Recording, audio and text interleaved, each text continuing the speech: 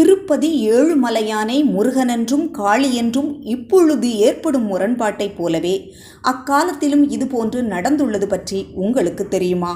உடையவரும் அவர் சீடர்களும் 108 திவ்ய தேச தரிசனங்கள் செய்து கடைசியாக திருப்பதி வந்தனர்.